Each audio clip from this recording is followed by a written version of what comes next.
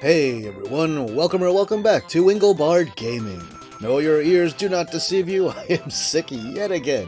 But if you think that would keep me from making another video, well, you're wrong! Today I'm back here with another episode of How About That, the series where I take a look at a good or overlooked game for some platform. And this time, I'm doing an arcade game, Super Burger Time from Data East. And, well, let's get on with it. Alright, so here we go, Super Burger Time from Data East, which was released into the arcades in 1990. Now this is one of those games that I never actually saw in arcades at the time that it was new. I only discovered it many years later.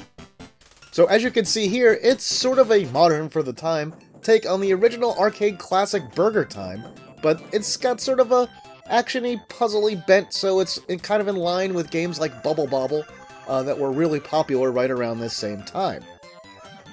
Now, Burger Time is one of my favorite of the old arcade classics from the golden age of arcades, and I gotta say, when I started playing this game, I really liked it. And I was shocked that it wasn't more popular and that, I'd never even heard of it, actually, until so many years later. Now, a lot of people think when you start playing this that you have to jump on a bun or burger component to make it go down a step. A lot of first-time players do that, they just jump and jump and jump and jump, when you only have to jump on it once, and then you can just, press down and jump to pound on it until it goes down. Now, like Bubble Bobble and other puzzle games of the era, puzzle action games, this is loaded with enemies and power-ups and stuff. What we add to this game, are some bigger buns and scrolling. A lot of these games don't scroll for this type of puzzle thing, so it's a little bit unusual in that sense. And you can see you get weapons in this one. You're armed with pepper, much like the original game, like when you start out. Instead of having a limited number of uses, you have a time limit. So once the time runs out, then you're defenseless.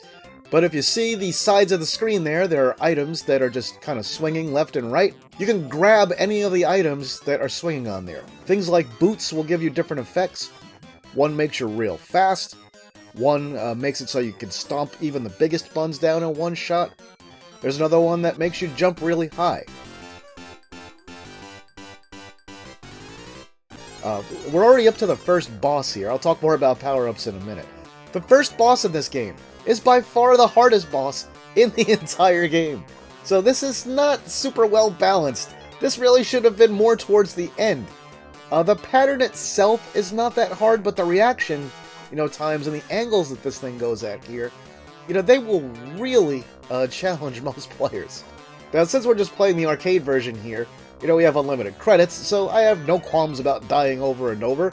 I try to do it a little bit better, but this one, it's really hard to do it without getting hit. You need a lot of practice. I was a little bit better at this game a while back, but what can I say? I don't play it very often, but I play it a few times a year usually. So anyway, let's go back to talking about power-ups. Actually, how about we don't? Let's talk about the insanely busy design of the platforms in this stage. But yeah, it's hard to look at in this candy one with all the stuff swinging around. It demands a little too much of your eyes, I think. A more contrasty, simpler design would have definitely been better here. So now back to those swinging power-ups. There's all different kinds. You have sticks. You may have seen the water gun earlier, which I think I got in the very first stage. You have different types of weapons. There's the frying pan. So there's all kinds of stuff here. And now you may see the entire screen shaking if you're wondering what that's about. It's the hammer here. So that hammer, no matter where it is in the level, slams down on the ground and it forces you to bop into the air. And if you're, at an inopportune time, it could send you up a platform or straight into an enemy. And a lot of these enemies in this one have very unique characteristics, and unique actions. So you'll see the sprouts, turn into stalks that take up a huge portion of the screen and then launch themselves upward. Some of the other things you'll see here are some of the enemies that just kind of whirl all around the screen. You have one that's really, really fast. I don't know if it's supposed to be a pear or something else. Corn likes to go flying all over the place. See the corn in the center there? It's getting ready to twirl all around. And with this one, the enemies, you can still send them down on the top of a bun while you stamp it down. It doesn't really do anything else to them. I guess it doesn't really in the original either. But the only way to kill an enemy with a bun or a burger component, is to stomp it down while there's an enemy directly below it. And in this one, since you have some of these huge components, you can get multiple enemies at a time.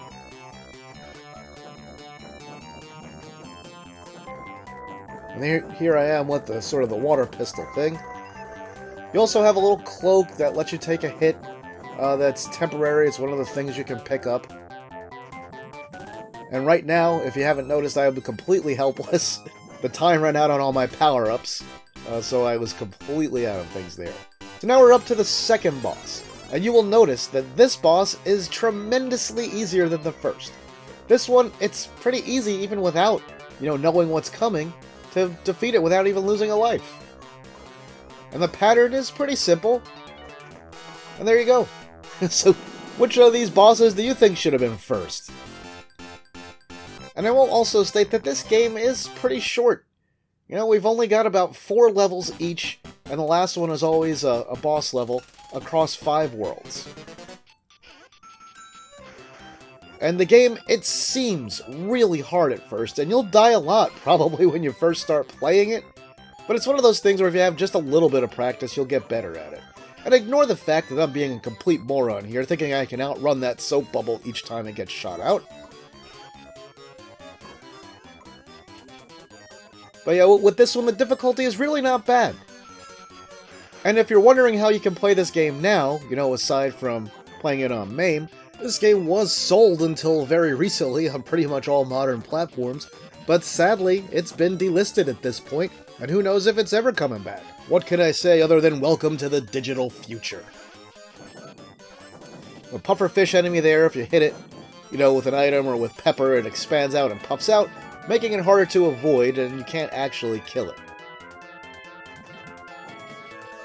And I guess that's a little pickle that's hopping around like that likes to jump in the air if you saw him towards the top of the screen.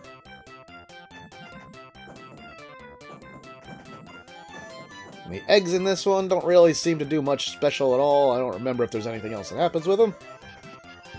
But we have some levels that are entirely eggs. And once you get good at this game, you can finish most of these levels pretty fast.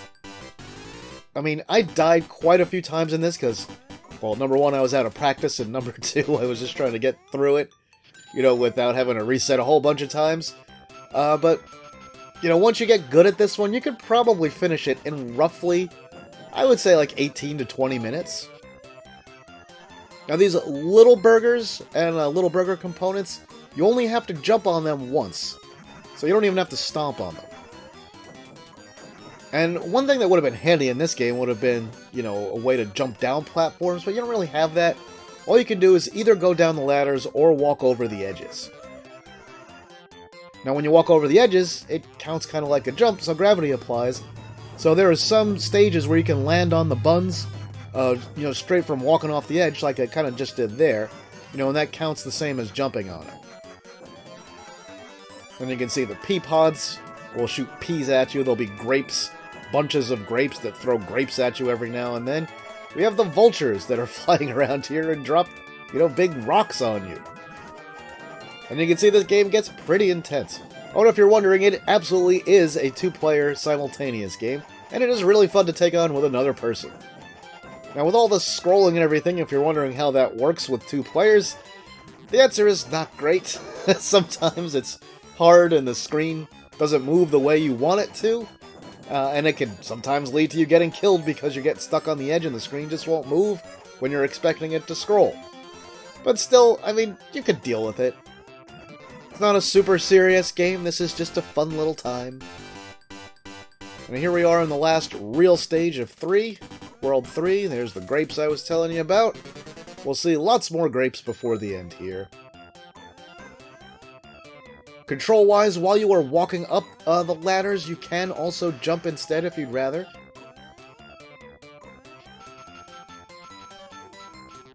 And it is, of course, always a good strategy to go to the very top first and start knocking down, the things that are up high.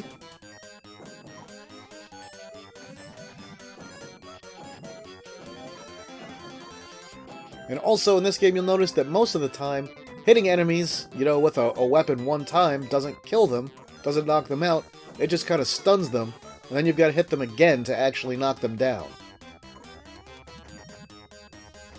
And then you can see my little invincibility cloak wore off at the worst possible time.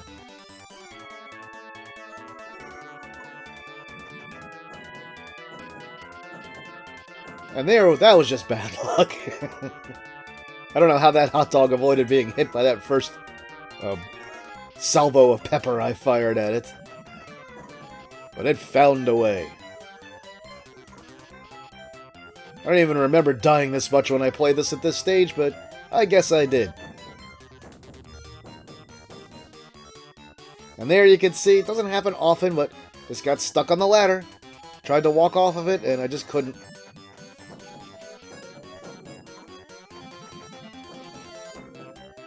But we are making our way to the end of the stage here. There's only a little bit left. There we go. And now we're on to the third boss.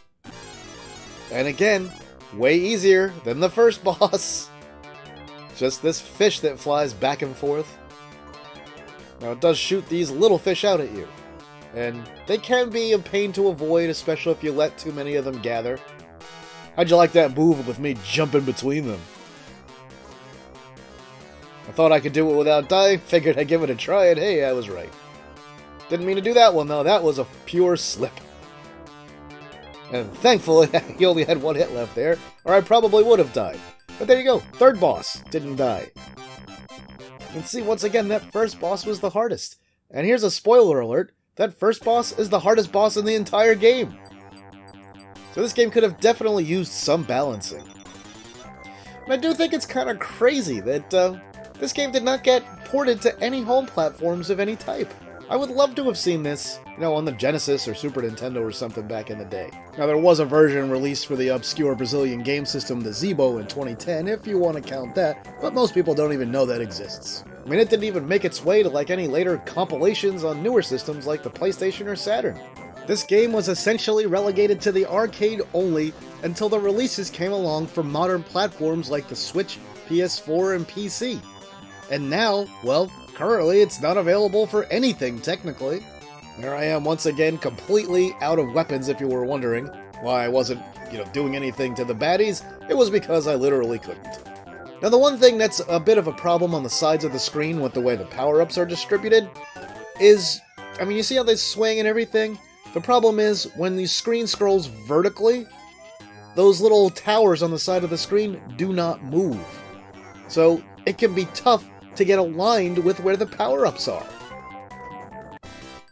There are times when it's next to impossible, to actually get to the exact area where they're swinging, because you just can't reach it. Alright, so that's 4-1 done. Here we go into 4-2.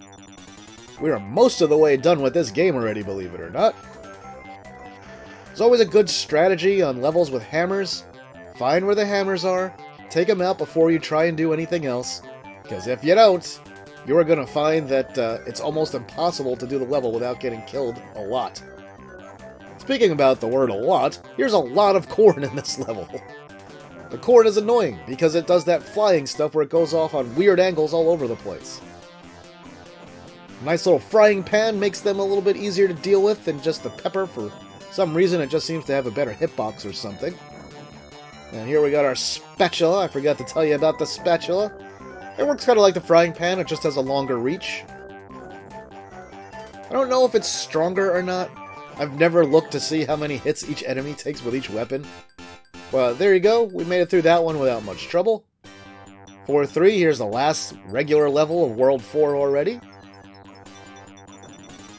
And this one's kind of fun, but also kind of tedious.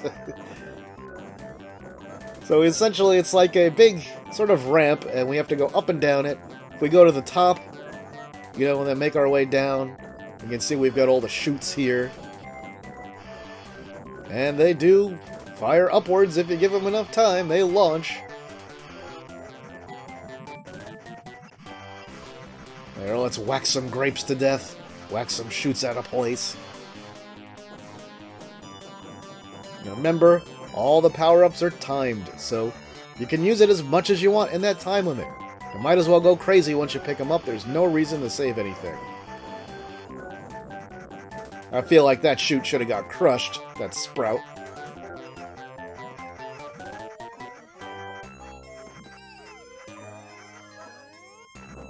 I will say again, I do think the difficulty is kind of all over the place in this game. I think some of these later levels are way easier than some of the ones you've seen me get through already. This one, just because of the layout, it's kind of easy. And, it's pretty easy to avoid most of the enemies in this stage also. Alright, here we go, the boss of World 4. I do take a death on this one on this playthrough, but this is one that I usually don't die on either, so it's just bad luck here. So the boss itself hasn't appeared yet. These little balloons are just sort of a preview. And there he is. He's the big Mickey Mouse looking balloon. So I do believe that's the only death I took here. Let's see if I remember right. And I really shouldn't have even died that time. But the balloons are totally RNG. So, you never know which position they're going to appear in. They can be anywhere on the screen from left to right. But yeah, that was the only death. Once again, easier than the first boss. And this is the final world of the game, so we're in the last batch of levels now. And this stage is a world of pickles. Well, not anymore. Now we have other enemies. But it was all pickles at the beginning.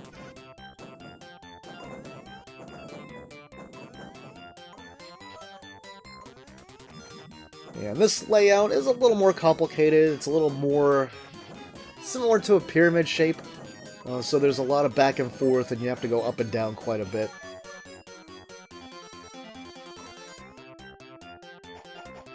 Now, one thing you may not have noticed is with scrolling, how do things work when you die and come back?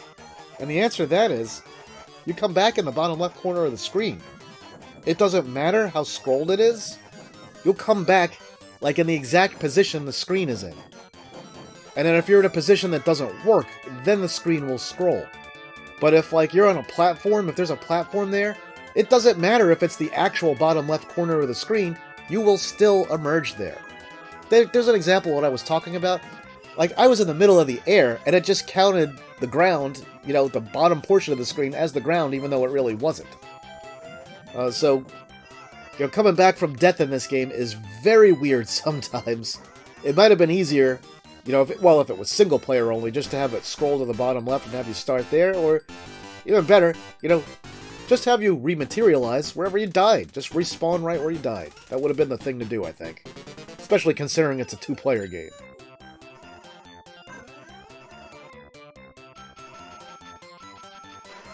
Now with this stage, we've got two hammers. There's one on the left and one on the right. So let me take care of the one on the right. And there's the one on the left. And if you don't take those hammers out first, this stage is really hard. When you take the hammers out first, it's pretty simple. Not saying you can't die. As you can see, I do die. Watch where I come back. See, even though I'm scrolled all the way up, I still started, exactly in the vertical position where I was when I died. So let's talk about what I would have done differently had I been in charge, maybe, of this game, and what Data East could have done, to really improve it. So first of all, like I said, it's good. If I was reviewing this game, I'd give it probably at least a 7. As far as these little cutesy action puzzlers go, I mean, even with all its rough edges, it's one of my favorites. And it's not my favorite genre, which is why 7 can still be one of my favorites in this genre. But it's good. It's fun. It's one of the only ones I will regularly play all the way through to completion. But still, there are things that could absolutely be done to make it better. So number one is, obviously I would make it a bit longer. 20 stages is not really enough for a game like this. It should probably be a minimum of twice that long. I mean, because you can finish it in roughly 18 minutes when you get good at it, that's just too short for a game like this, especially when you're playing 2 players. It goes even faster. With 2 players, you can take these levels out. I'm pretty sure we've done it in under 14 minutes when me and my friend have played through this a few times. So that's really short for a game like this. Number 2, difficulty balancing. I would have greatly changed the way the first boss worked and, successive bosses. I would have made things so that there was a more gradual ramp up. Like for the stages, in World 1, they have a pretty good difficulty ramp up. But it's after that, the game's a little bit all over the place as far as difficulty goes. You'll find some stages that are really hard, and then some that are really, really easy. There's not, really a natural progression.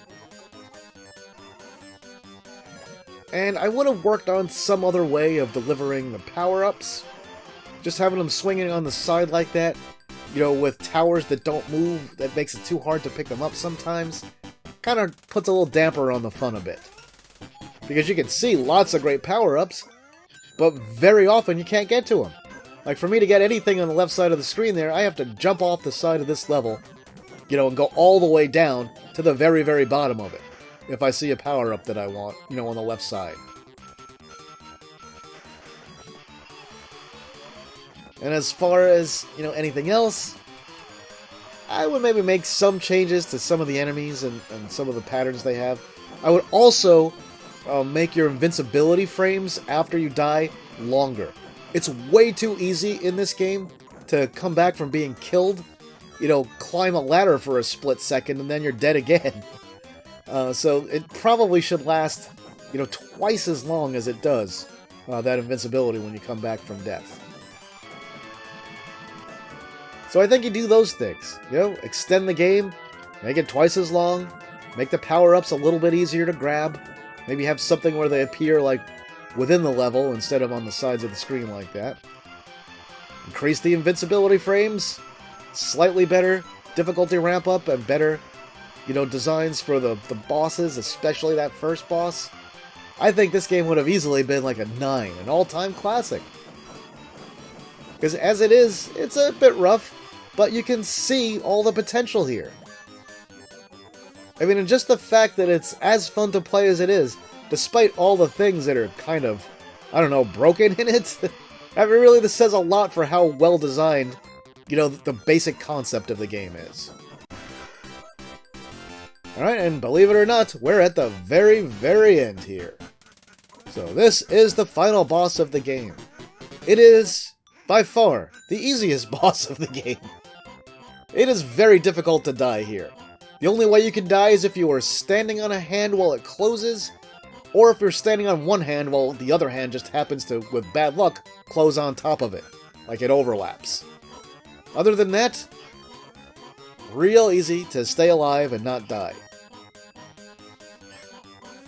I mean, contrast this with the very first boss that I fought, with all those bees that just target you, and zoom out at all crazy angles at you immediately. I don't know what they were thinking with that design. It's almost like they wanted to make the game really hard, and decided, after completing World 1 that, maybe we're making this a little too hard, let's go a little bit easier with it. But anyway, I'm not going to do a summary or anything at the end here. The ending of this game is pretty long, so I'm going to close the video when it finishes. So Super Burger Time by Data East, absolutely worth playing. It's really fun with a friend, it's really fun playing it solo. Either way, it's a good time. And, like I said, for me, I always loved classic Burger Time, and I love seeing this, 1990 take on it with these 1990 aesthetics. The music can be a little hit or miss, but for the most part, everything here is pretty well done despite all its rough edges, and it is definitely worth playing. So go ahead, give it a shot, you won't regret it. And that's really all I have to say about Super Burger Time.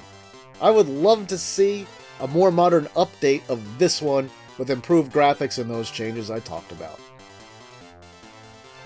And that'll do it for this video, my retro gaming friends. If you enjoyed it, please like it and share it online somewhere. If you haven't yet, please subscribe to the channel and hit the notification bell so you'll never miss any of my videos. If you want to support the work that I do here, you can do that on Patreon, Ko-fi, or right here on YouTube through things like Super Thanks and channel memberships. With that, I'll say thanks for watching, and see me later.